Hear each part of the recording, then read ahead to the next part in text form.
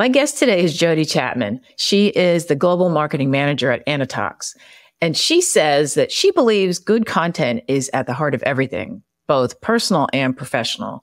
And she has worked over a decade in the editorial and content marketing space in industries ranging from hospitality to biotechnology. And she says that one thing never changes, the necessity for human-generated copy and content. So she is a full-time marketer, and today we're going to dive into the impact of AI and specifically how she feels AI has helped humanize content. Let's jump in. Welcome, Jodie. I'm excited to have you on the podcast today. Thank you so much for taking the time. Yeah, thanks for having me. Yeah, and we have just met like literally a minute ago. So through a mutual acquaintance on LinkedIn, as all of these things seem to start. So it's always fun. I think I meet more people on LinkedIn than like any other way, especially. Oh, for sure. Any other way in my life. Do you ever meet people in real life from LinkedIn, like that you've been talking to on LinkedIn? No, but I've seen that quite a bit on LinkedIn, and I want to be a part of one of those one day, but I'm a pretty big introvert too, so. Me too. There's people that I'm in Queen Creek, Arizona, and there's people that are in, one salesperson is in Queen Creek. Somebody else I spoke to earlier this week lives in, I forget where else, but different parts of Arizona.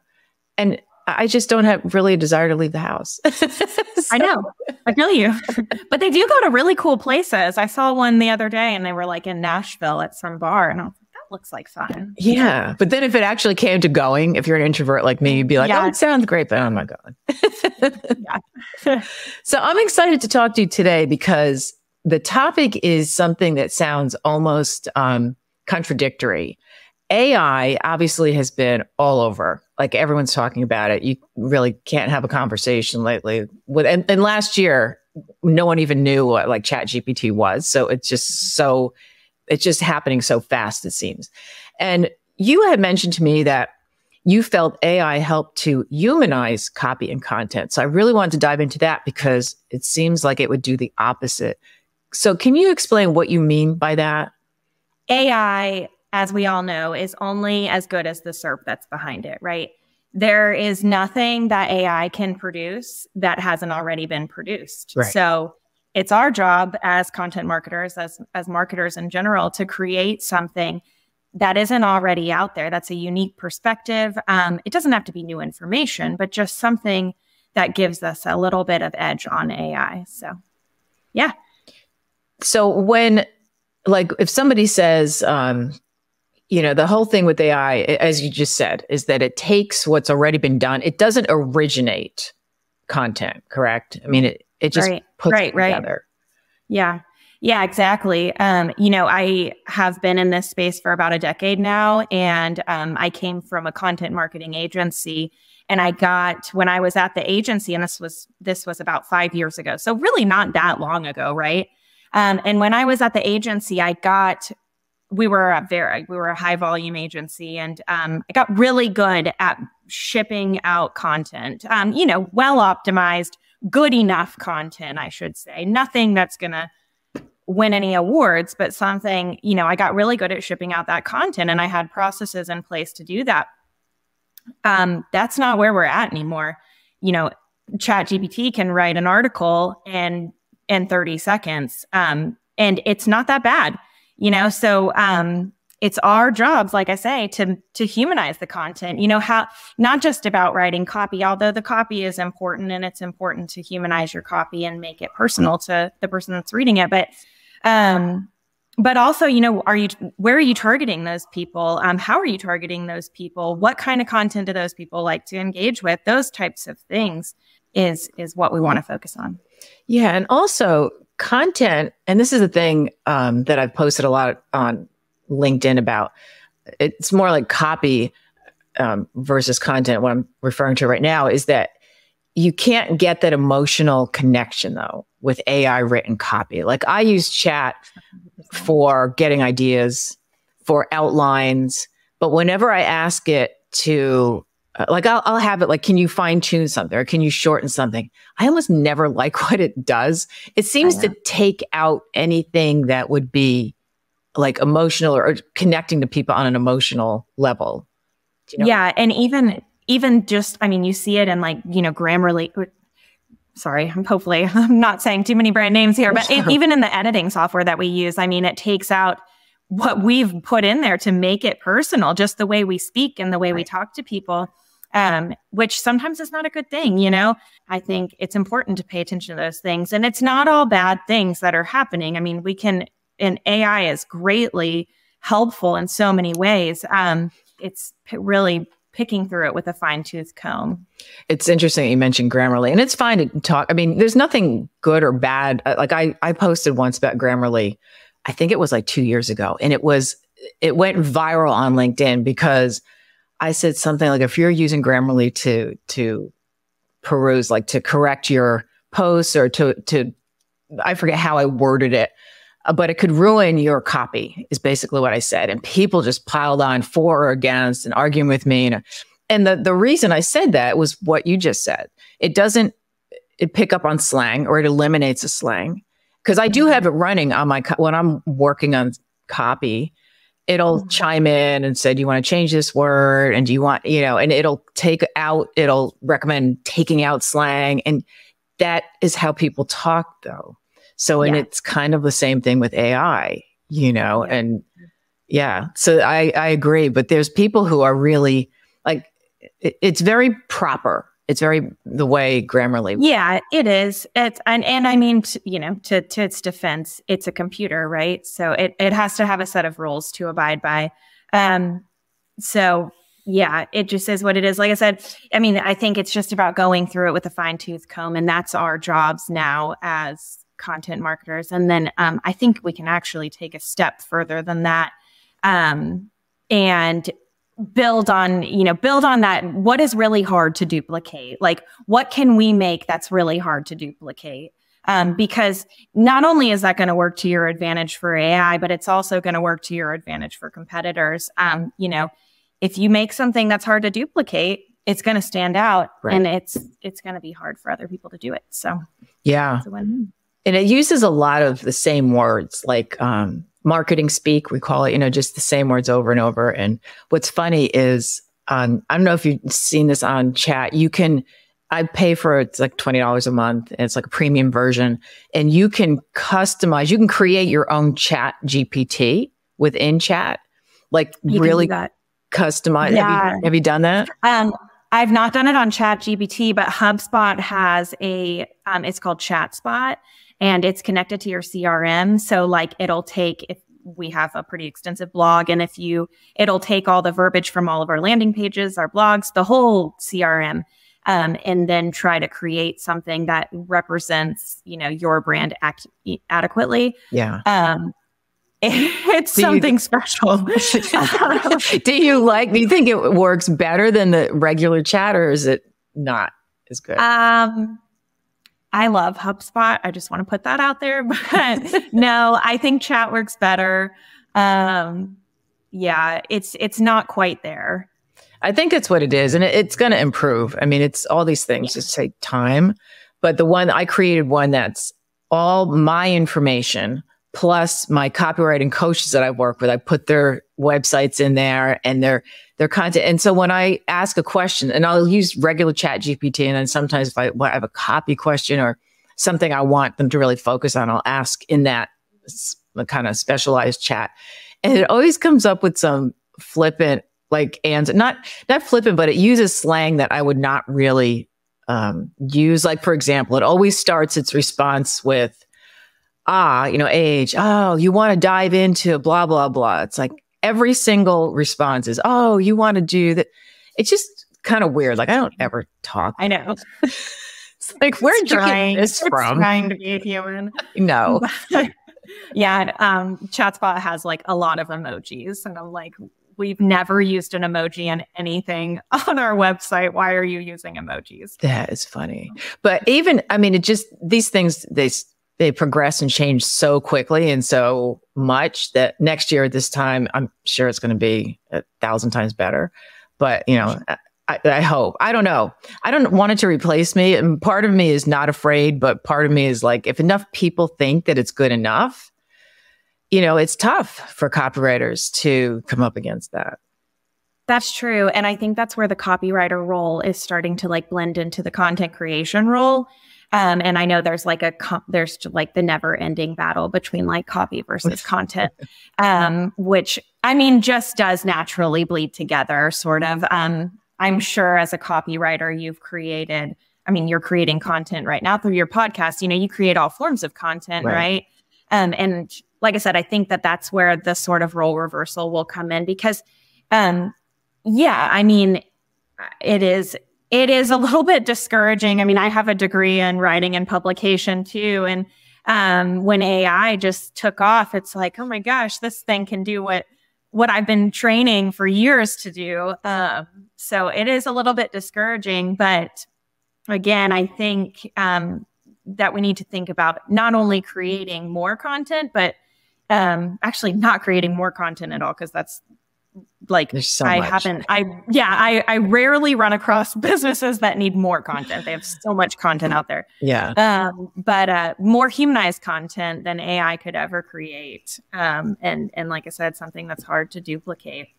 And something that really leans into your thought leadership program and your influencer programs too. And that's something that I wanted to chat a little bit about. But yeah, it's just maybe pivoting from the traditional copywriting role and not replacing it. And I agree. I mean, right now, I usually don't write blogs because I consider that content. And just so you don't know my background, I have like 20 years of content, right? Like article writing for magazines. And one of the things that chat cannot do, which will continue to separate humans from them, is interview people. You can pull interviews off online, but those people have already said that if you want any new content, like original content, you have to talk to people. And that's how I get the best copy. Like when I'm working with a client and I talk to their customers, past customers, ideally people even who didn't like hire them or sign up with their business, which is the hardest to get. But I know the words they use and I have quotes. And when I used to write articles for magazines, a lot of times that opening quote was so impactful that that's what would pull people in. An article about, women and heart disease, for example, and it opens up with a woman's story who had a heart attack, that kind of thing. You can't get that from chat. Absolutely. I 100% agree with you. I come from the editorial space too. And storytelling. That's what it is. I mean, that's what it comes down to is storytelling, and chat AI can't do that. I wonder if it could, what would it say? I was once a bag of bolts. I mean, I think it can't do it for all the reasons that you've just said. And because it just doesn't know certain things. It doesn't have a human brain. It doesn't know who you're targeting. It doesn't know, what their problems are, what they care about. It just doesn't know. And we do know. So we have that edge and we should use it. Yeah. And you mentioned influencers. Did you want to talk a little bit about that? Yeah. So we really spent a lot of time last year building our influencer program and our sort of internal thought leadership program. And I put them together because we did it by using podcasting, ironically on this podcast. And I think podcasts have just they've just catapulted the last year. And I think you're spot on. It probably is a lot to do with just having that human interaction and being able to ask questions and have a dialogue, which is exactly what a podcast is a dialogue, an exchange of ideas, and giving our internal folks that sort of pedestal to build that dialogue, and giving our influencers, or the people that we, ideally want as our influencers, that pedestal too. And we're talking about very exclusive podcasts. And that gave those people the right platform to talk to the right people about the things that those people care about. And it worked, it worked. And not only that, but it gave us a lot of content to play with. So it was just, I would highly, highly recommend, if you're trying to create more better content, incorporate podcasting into your content strategy, because you're going to have a lot of content and it's going to be a lot of good content. I like to think about podcasts sort of like how we optimize a blog, how we do our SEO work, but a podcast is like the optimized version, because we're really getting granular and talking to the people, we're getting in front of the people that we really want to be in front of. Yeah. And it's surprising how people will talk. Like if you ask, it's a difference between sending out a survey and asking for written responses versus talking to them, because people, when they have time to really filter out and think about responses, they're not going to give you the same. Like if you talk to them, the response will be completely different. Because I've had that with when I was doing a lot of content writing, article writing, and people say, "Can you send me the questions?" It's like, I'd rather get on the phone, because and at that time it was more phone than Zoom, because this was quite a while ago that I was doing that. But there's so much more you can pick up from a conversation than you can with just having somebody fill out something, like asking the same question. Yeah, totally agree. Yeah, I like the saying conversation or conversion through conversation. So, and since you mentioned influencer, what do you think about, and this is kind of off the track a little bit, but these AI generated influencers that are having like all these weird. It's weird. Like, and it's scary too, because, you think about it and you're like, oh my gosh, I've been following this person for so long. Like, are they a real person? I know. So yeah, I think it's crazy and it's weird, but I do still think that I think you can tell. I mean, I think you can tell. Oh, I think so too. Yeah. I think you can tell in the way that people engage. I mean, there's been like a surge of creators on LinkedIn lately, within the last couple of years, I would say. And yeah, you can just tell like who's out there. I don't know. You can just tell who's real and who's not, I guess. I know. I mean, there's a lot of AI generated profile pictures and stuff. Yeah.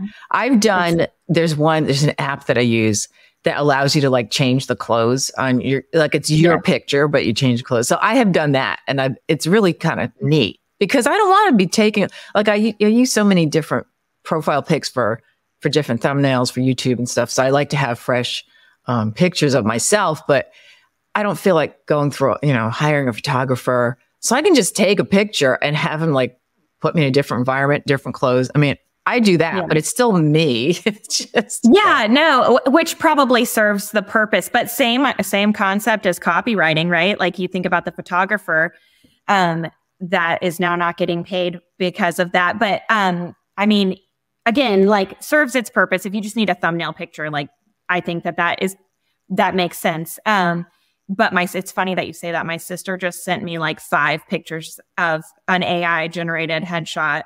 And she was like, which one's the best? And I'm like, I don't like any of them. Did they look like her, or were they like really? Yeah. I mean, she used like a portrait photo that she took on her phone, and then it just like changed her clothes and changed the background. And I was like, they all look fake to me. Like, don't use this as your headshot on LinkedIn. But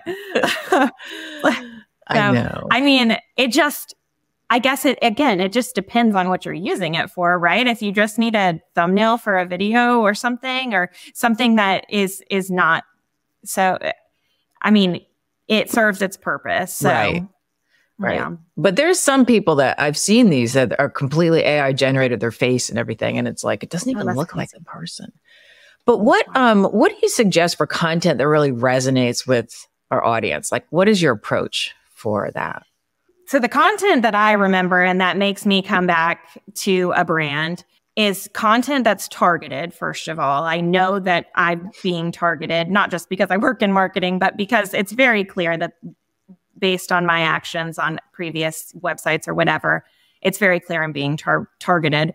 Content that is sympathetic to my needs and preferences. It's clear on how they solve my problem. And then, like we already talked about, it uses storytelling to connect with me on a deeper level. Mm-hmm. And people hear storytelling and really just all those things. And they're like, well, I sell X, Y, or Z. I can't be like that. And no, I sell chemistry, and I tell that story every single day. So you can tell a story about anything. The only thing you need to know, and like we said, the advantage against AI is that you know what your customers or your potential customers needs and preferences are. You know what they want to talk about, you know what they want to hear, and you know the problem that they need to solve. And if you don't, then talk to your salespeople or your technical folks, your subject matter experts. Find out what makes their customers tick and craft your story around that. The goal is not to put your product in the center. The goal is always to put the customer in the center, as every copywriter knows. So yeah, I think, you tell them what no one else will, and you be human about it, and you make your moment stick. Right. And I think it'll leave your customers thinking they really get me. Yeah. Because the whole thing is there's that saying, you want to jump into the conversation people are having in their own heads, and pick up, like, you want them to read the copy and say, or the content and say, wow, how did they know what I was thinking? Because that's happened before where I've come across something. It's like, this is exactly what I needed to hear, that's just funny. What about, so as far as making just better content, is that also the same advice you would give, is just to really tell more stories? Is there anything else that would make content better? I think when we talk, when we talk about making better content, that's so subjective, right? Like, what is better content? And yeah, I do think that there is a big element of everything that I just listed. You got to know who you're talking to in order to make better content. And that will always be the edge for AI.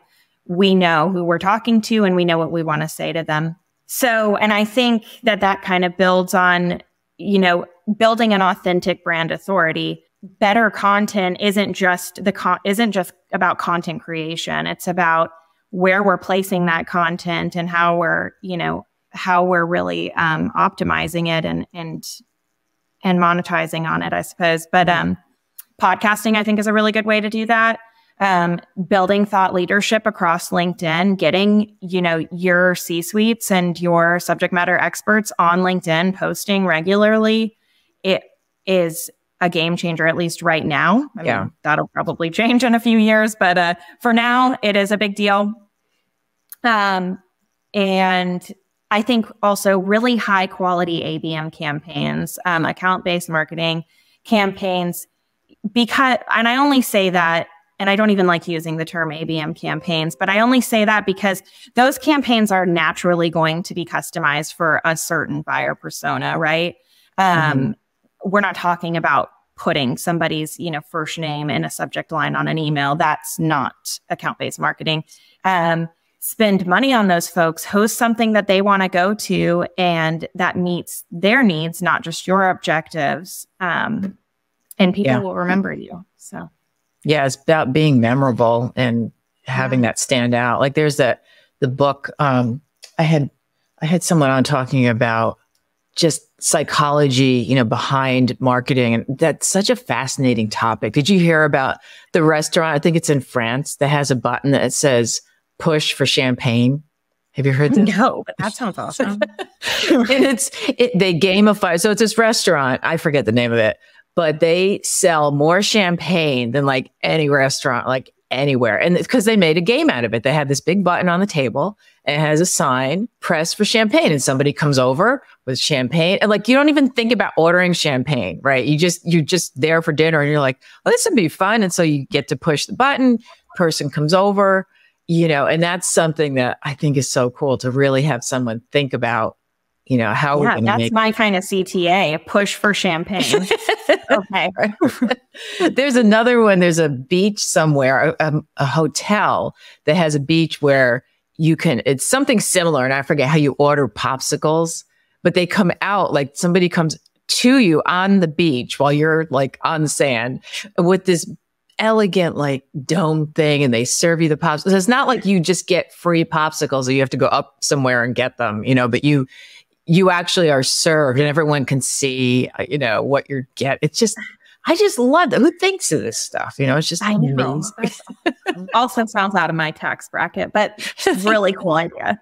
But that actually was it was a hotel. I think the popsicles are free. It was just part of what they do. I don't think it was particular. Oh my gosh, my kids would be like, it'll be like a revolving waiters with popsicles. Yeah. It's so funny. And how would when you think about maximizing your content efforts, is it just a matter of getting it out in more places, or is it more than that?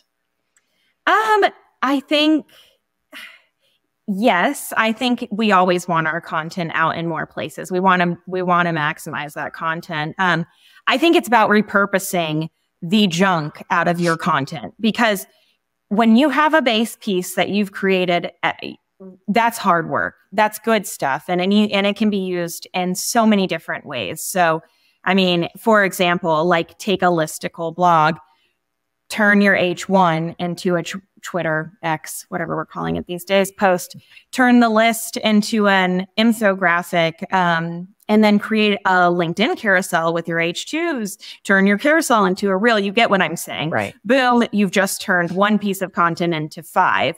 So, yeah, I mean, use that. And not only is it that you're repurposing the content and, you know, saving time and not having to create new content constantly, which is really hard. But you're also creating brand consistency.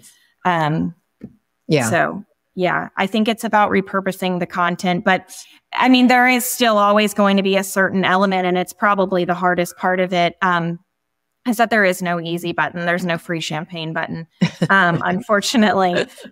And AI, in the way that AI has simplified it anyways, because, you know, people think about writing probably these days, or, you know, our kids are probably going to think about writing, when they are in their careers, is like, writing's an easy thing. You know, we got ChatGPT, we can just go in there, write an article.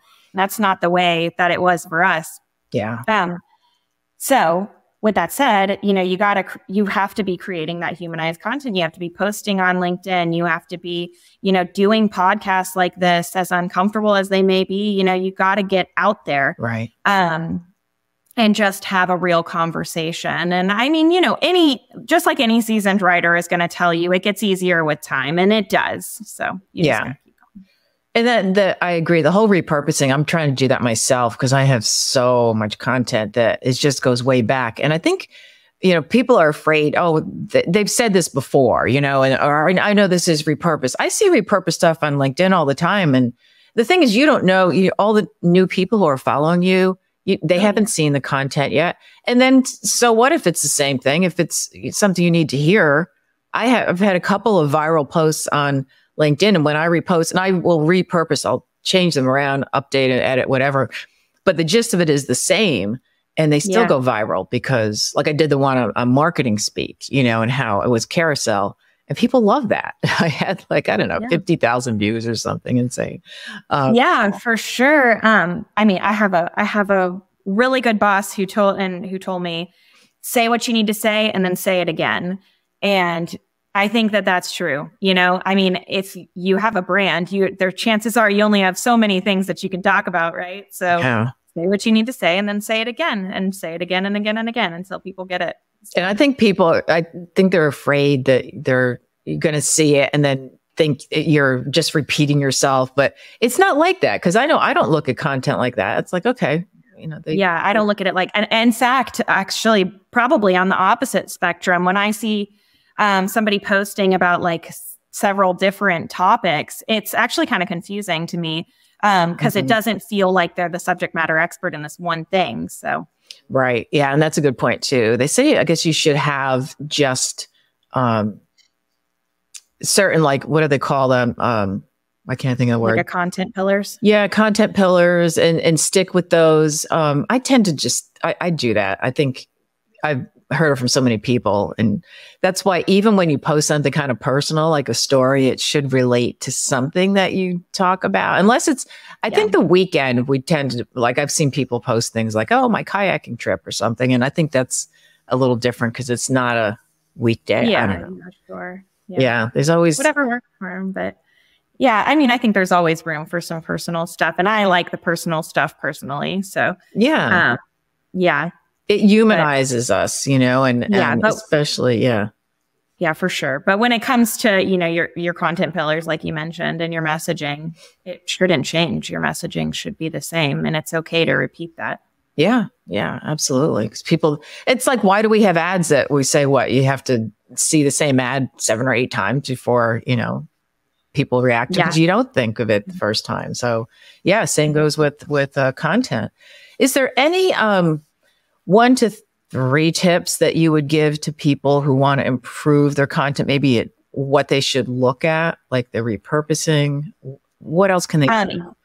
Yeah. I mean, there's lots of good creators on LinkedIn to follow. I mean, you can search by hashtag, you can search by keyword and the thing, but there's lots of good creators on LinkedIn. And I think that even if you don't agree with everything a creator has to say, they always have a good perspective that you can, take and use in some way. So I would suggest just consuming as much real human content as you can, because that's going to give you a different perspective, and it's going to change the way that you do things.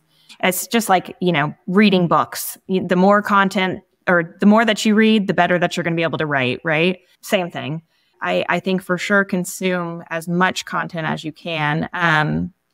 Use ChatGPT. Do not be afraid. Like I know we're kind of maybe past that, but when chat first started coming up, there was a lot of pushback from writers that were like, no, I mean, maybe it was out of fear that it was going to put them out of a job. I don't know, but which is understandable, but use it, use the prompts, get comfortable with it. It's here to stay. It's not going anywhere. Right. So use it and see how you can use it to make your content better. Because at the end of the day, that's if you can continue to make content that really, that people engage with, then there's nothing to be feared. So, and I think that AI can really help in that, as long as we use it correctly. I think the more you use it too, the more ideas you have. Like I've just started using it for things that just popped into my head. Like, I wonder if they could take this customer interview and then pull out, extract like the main points. And yeah, I can put the whole thing in there and it'll say, this is what you need, to pay attention to. It is pretty cool. I went to Inbound last year, and the CEO of HubSpot was talking about how his son had made like this whole game on ChatGPT. Like it told him like what the goal of the game was, like the different characters in the game, the rules of the game. And it made this whole game. And it's just crazy to think about, like, I don't know how old his son is, 10 or 11 maybe. But it's just crazy to think about our kids. This is what they're growing up with. This is going to be the norm. And so we have to adapt to this. I compare it to like, our parents and using using computers on a daily basis, or maybe that's a step back from my parents, but like just things like that, having to like use Zoom. I mean, things that are so natural to us, and we're like, yeah, why can't you figure this out? Right. And right. now we're stepping into that with AI. So it's interesting. Yeah. But the only other thing I would say, and then this is to myself too, but is take the opportunity.